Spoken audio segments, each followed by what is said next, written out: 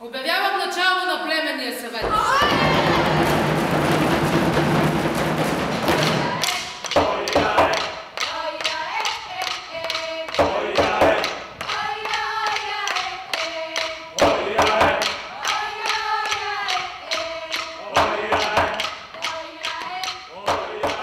Нещо става.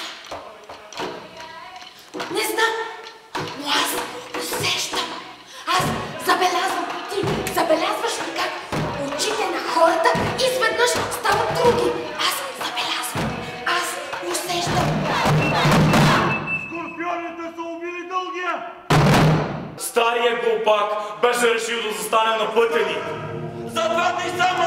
2 живота вече със своята кръв те опътиха!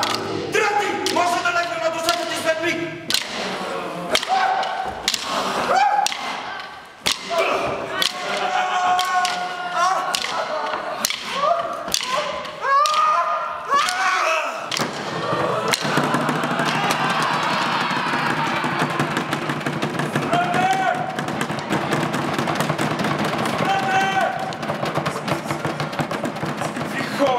Се наложи да имам работа. И кой ли ми даде този акъл? Не бивало така. Така пък съвсем не бива. Сега ще се бъде смелост и ще си призная, сигурен съм. Добре! Точно така си беше. Имаше такава случка. И аз даже се гордея със своето участие в това мъжествено дело. Тебе страх ли те от духовете на умрелите? Страх ме. А от духа на Дългия, от него страхуваш ли се? Страхувам се.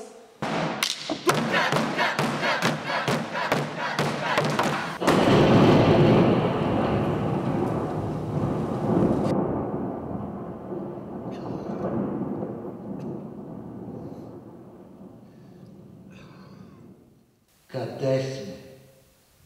Кои сме? Откъде идваме? Накъде вървим? Защо сме тук?